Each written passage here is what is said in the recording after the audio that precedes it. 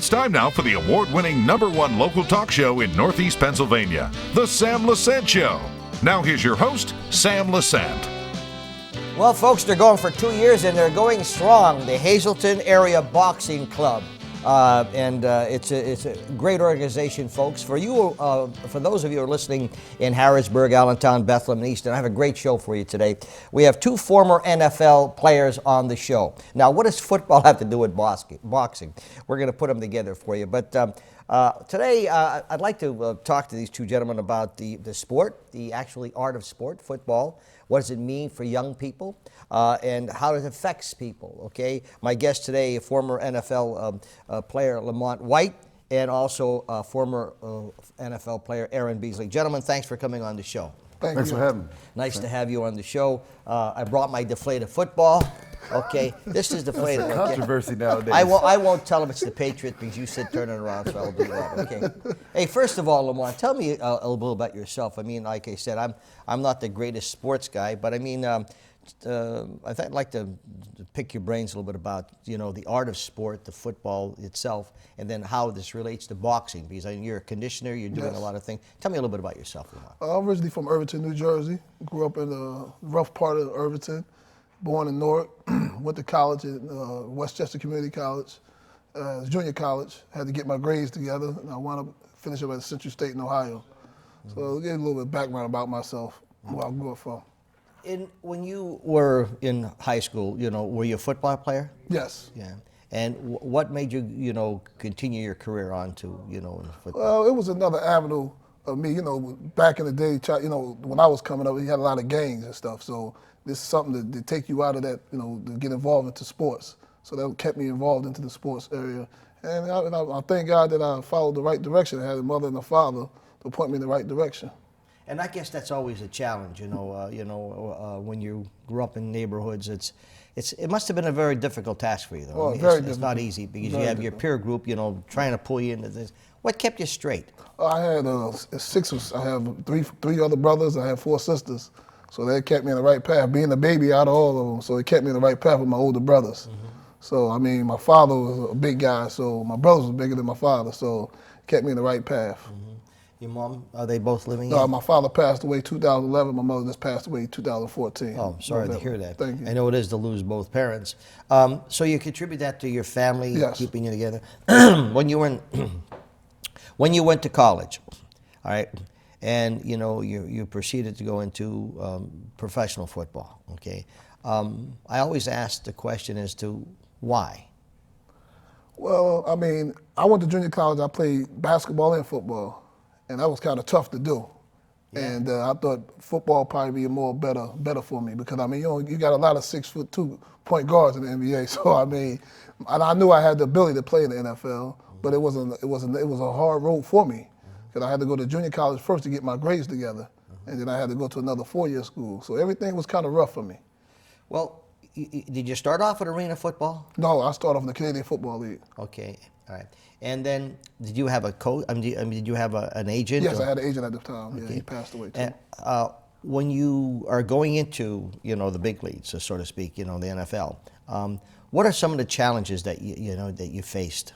Oh, you face a lot of challenges, especially for me coming from a small school.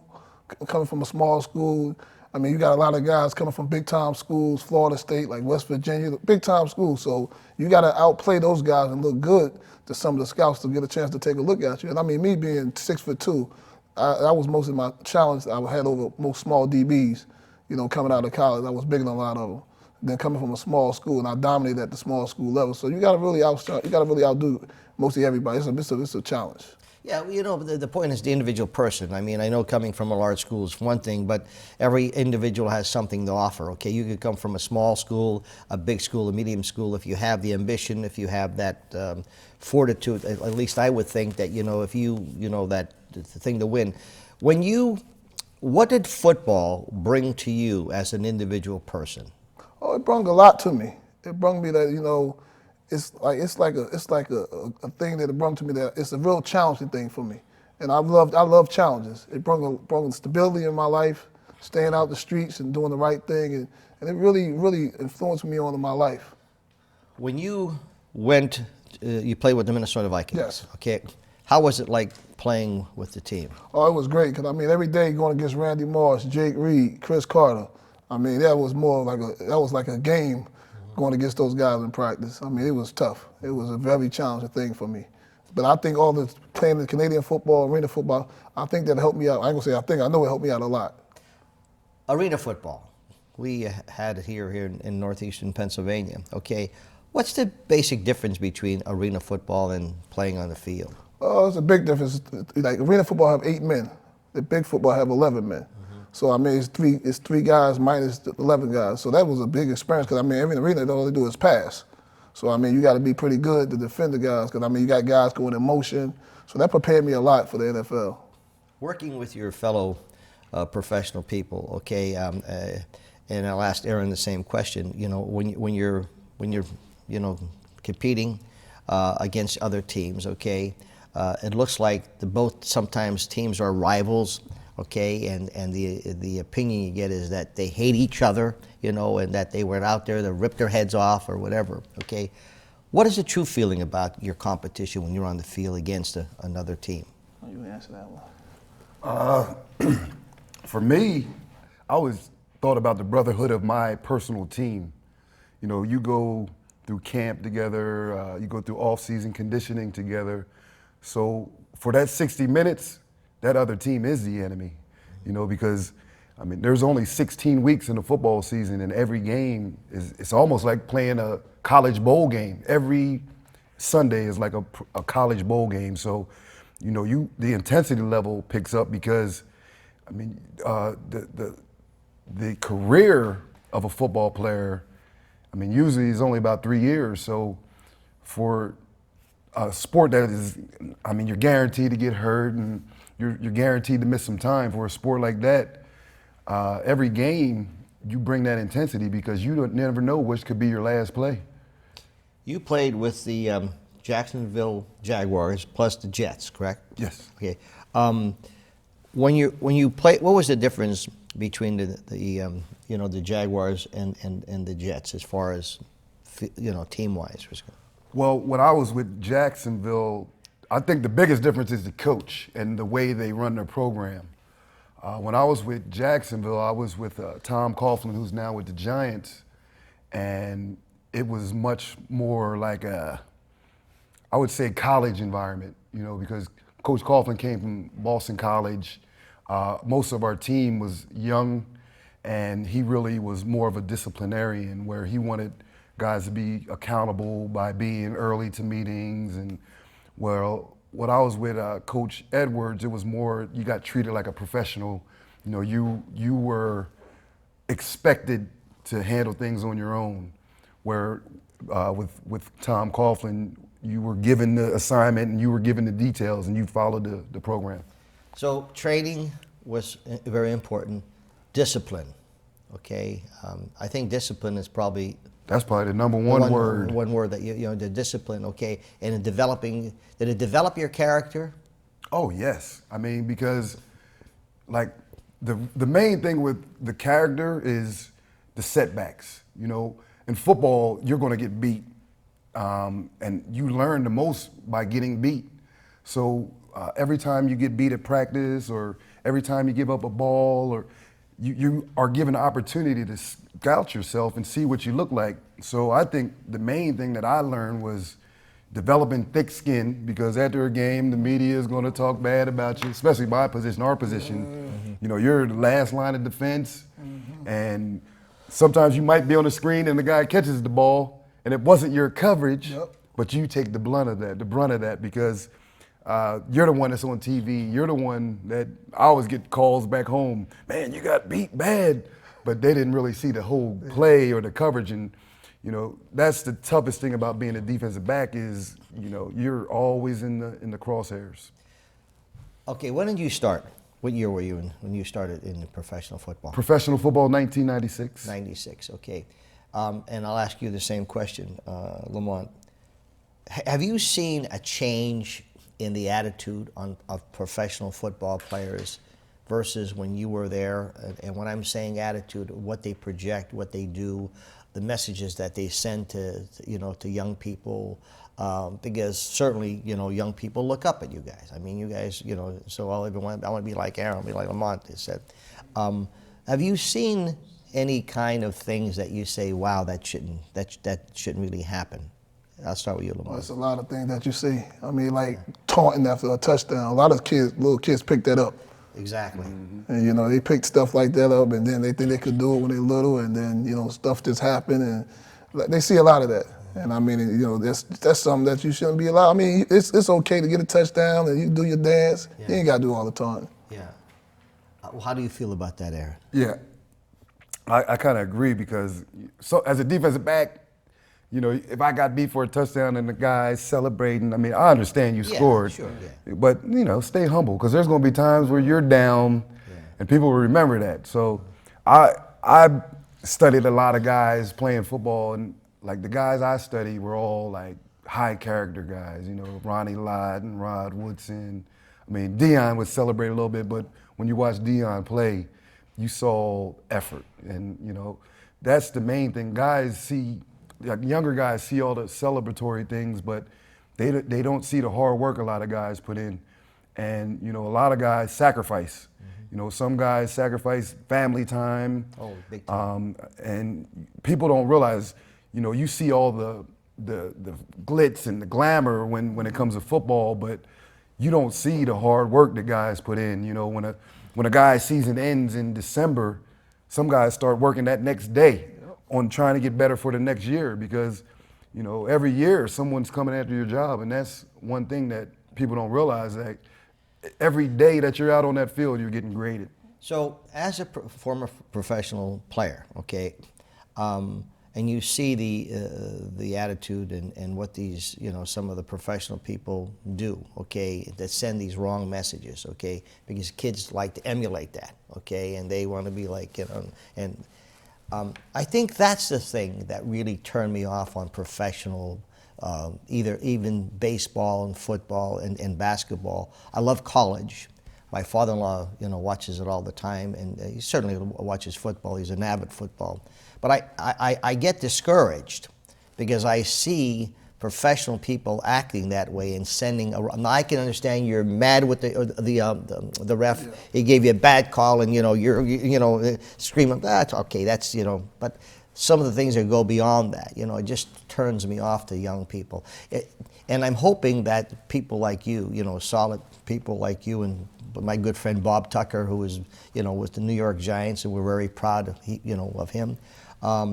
He always sent a good message, to the young people, such as you're doing now. I mean, we're talking here about the Hazleton Area Boxing Club, and here's two football players coming up, working with the young people, developing character. Okay, folks, I'm talking to two former NFL players, Aaron Beasley and Lamont White. Yes, they've asked me for advice, how to throw the ball, how to do things, and I don't have enough time for that, but we'll be back right after this. Welcome back to the Sam Lesante Show, folks. Remember, 24/7, you can watch all of our shows on ssptv.com. My email, sam@ssptv.com. Speaking to two former NFL players, Aaron Beasley and Lamont White. They're in the greater Hazleton area, working with the Hazleton Area Boxing Club, folks. And for those of you who would like to become involved with that, you get people like this, they come up and work with you. I'll give you a couple numbers you can call. First number, 570-926-0485 and 570-436-3418. Is that correct? Yes. So okay, we're talking about Hazleton Boxing Club. Here you are, two NFL players. Okay, Lamont, what's your involvement with with the kids here? My involvement with the kids is outside of they got the boxing coach already. It's conditioning them, conditioning their mind, conditioning their body. Because I know the last few fights they had, they tired out in the ring and they got they wasn't in condition. So that's my involvement in helping out the boxing with those guys, trying to get them in shape. And I mean, in football, you got to be in great shape. Boxing, you got to even be in better shape because you're in the ring by yourself. So, that's my involvement in it. So you're now, I said the ages are from 12 to 30, okay? Yes. That's good in this club. Now, when you say conditioning, is it a series of exercising or? Yes. What? Exercising, running, doing a lot of speed work, footwork drills, jumping rope, stuff like that that you know that you need to have to maintain at a high level of boxing. That you know, same as well as football. You got to be in condition. You can't just throw the guy in the ring and try to box. I mean, that's impossible. What about safety things here? You know, you take a young kid, 13, 14, 15 years old, who is really full of vinegar and he's strength and he wants to rip someone. You know, where do you teach them this safety thing so that, you know, it's a sport and not get into where you want to hurt the person physically? Well, you got to at least, you know, let the kid know this is more than life than boxing. So you want to make sure he get all the rules down. Don't do anything outside of the rules you can't do. Low blows, stuff like that. Make sure you try to teach them the correct way. I think it comes from the coach, teaching them the correct way of teaching things different, not to try to bend the rules. So you want to try to make sure you tell a little kid that. Lamont, I have to congratulate you and compliment you because I know, you know, you're coming up here and 90% of what you're doing is gratis and you're doing it, you know, just to help young people. And you don't hear too much about NFL or, you know, professional people who do that. Same thing with you, Aaron, you know, that you're involved helping the young people. Speaking of young people, when young football players, you know, in these mini leagues, okay, how do you feel about, you know, and it's good to have them, you know, playing, the midget football players. But sometimes you get a young boy or girl, particularly boy, who may be, you know, oversized. I mean, really, you know, really has the strength, you know, and he may be 12 but has the strength of a 16-year-old, and he's playing against these kids. You know, there's always that concern about these kids getting hurt, you know, because of the fact that they're not maybe matched properly as far as there, you know. Is there anything that you train young people to do, and you know, to know their limits, or is it just adrenaline takes over and they want to rip the guy's head off? I think it's a lot of adrenaline. You know, your guys see these younger guys see what's happening on TV, and they want to be that next guy. They want to be there. So you know, I was in that same position. You know, I saw Ronnie Lott. I was like, I want to be Ronnie Lott. So you put your dreams and your goals and you go for it, you know. I mean, injuries are going to happen. And don't you think it's up to the coach, though, who is coaching those young people what to do and how to conduct themselves? Oh, definitely. You have to have proper teaching and proper coaching in order to have good technique. That's one thing that on that next level from college and pro, like after I left high school, the main thing was technique. You know, every day you try to develop that muscle memory. That takes place in every sport, especially boxing, where, you know, I used to do a lot of boxing drills because, you know, playing defensive back is kind of like the hand-to-hand combat type stuff. So it's a lot of work involved. Well, getting back to the coaches, okay, who coach these young people, okay, if you have a good coach who is concerned about developing the child, developing, you know, character, developing discipline, yes, winning is something, but sometimes I think some coaches focus on one thing, winning a game, and no matter how they win the game, they're having these young people out there doing that, even in baseball or whatever you name the sport. I don't think that's right. Your opinion on that, Lamont? I agree with you on that, though. I think in Hazleton, they got a good guy named Jose. He's doing an excellent job training the kids. He's doing a great job. And not to take nothing away from Tim, but he's doing a great job teaching the guys, you know, being on time, you know, correct things, you know, don't do that, do this. You know, he's doing a good job, and I agree with you on that. How about you, Aaron? Well, that's the great thing about sports. You know, you get other qualities besides just competitiveness. That's the leadership, the discipline, focus. You got to learn to sacrifice things. You know, like Lamont was saying earlier, sometimes you can stray to the streets, and that's the one thing you have to learn to put blinders on and really focus on your goals, because there's going to be times and situations where people want to pull you with them. But if you're focused on greatness, that doesn't happen. So I always tell younger kids, keep blinders on, focus on your goals and go for it. You said you had 3 daughters? 3 daughters. 3 yes. daughters, okay. And how old are they? 12, 9, and 6. Oh, God bless you. You know, you're going. Oh, I'm about to go through it. So what do they think of their daddy, okay? They think I'm a silly comedian, you know, but because I wasn't fortunate to be in a nuclear family. You know, I grew up single mom. I didn't live with my mother or my father. I lived with my grandparents. So it's just a blessing to be with them every day and teach them the right ways. So you see, you know, the interesting about, you know, YouTube people and number of people is sometimes the messages that we send to how important family unity is, okay? And, you know, not to become political, but I see so many, the liberal media sometimes where they're destroying the American family. And I think that's not right. I think the family, as you just said, you both of you went through challenges. A lot of people went through challenges, okay? But, you know, the message that you're sending out, I think is just fantastic because you lived it, okay? What was some of the, one of the most exciting things that happened to you in your career, Aaron? Just getting drafted, Yeah, you know, you know, my whole life, Little League football, all the way up to high school, I wanted to be on TV. I wanted to be one of those guys. So, you know, having the opportunity I was drafted in the 3rd round, but all my friends from my hometown were there, you know. Every pick, somebody went ahead of me. I'm like, I'm better than him. But it was like, just being drafted, I mean, that was the most awesome feeling. It sounds like you had a lot of fun doing it, but a lot of hard work. Oh, definitely hard work. What was the biggest thing that happened to you? The biggest thing for me is going to the loops. Because you know in baseball you got 1A, 2A, 3A. I did all that. Canadian football, arena football, and worked out for the newest NFL teams. And then I finally got the call to come in and work out for the Vikings. I was probably one of the happiest days of my life. Folks, I'm talking to 2 former NFL players, Aaron Beasley and Lamont White. They're up here in the Hazleton area. Lamont's up here quite frequently, helping with the Hazleton Area Boxing Club in developing character, disciplines. A lot of fun. We'll be back right after this.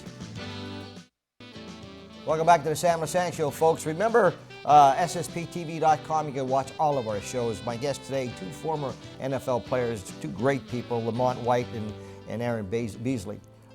They're here working with the Hazleton Area Boxing Club. 926-0485, 436-3418 to get involved. Okay, so basically, what are you doing for the Hazleton Boxing Club? Doing the conditioning for the kids. Okay. Get the guys in shape, making sure they don't quit in the ring and stuff like that, helping them out on their conditioning. Now, maybe down the road, Jimmy Clement was telling me and Tony Scarcello were telling me that there's a possibility that we may have a football clinic. Now, that would be interesting. Oh, yes. That'd be great to have that started in the area. And so, Aaron, your contribution to the development of young people, you're involved in what respect? Well, me and Lamont met a couple years ago, and we really hit it off because we just love working with kids. And what I realized is that the level of football in Pennsylvania could definitely be upgraded if we have an off-season program. So I partnered with the National Youth Football Organization, and what we're going to do is bring football leagues for spring, 7-on-7, 5-on-5 for the younger kids, and just working with skill development, leadership, discipline, and just bring all that to football, because when you upgrade football, you upgrade a whole town, a whole community. You have any children? Do you have any children? Yeah, I got 1 son. Okay, that's good. But the 2 of you have refreshed my enthusiasm in the sport again, because I see people like you, and it just say, well, we do have great NFL players out there. Folks, Lamont White and Aaron Beasley. I wanted to touch on brain injuries, but we don't have enough time, and I'm hoping Jimmy and Tony bring you guys back at another point in time. We could expand a little bit more about, what could be some preventative things, because I'm sure you all know that you were sharing some stories with me. Folks, remember, if you want to get involved here, and I know for those of you who are watching us in Allentown and Bethlehem, maybe it's a little trip for you, but however, if you learn something from the show, it's important. It's the Hazleton Area Boxing Club, folks, and from 12 to 30. 926-0485, area code 570, or 570-436-3418. Now, the point is this. You may want to call and find out when these two gentlemen are up here. You may want to bring your children up or whatever and talk with them and learn something from them. Remember, 247ssptv.com. We'll see you next time.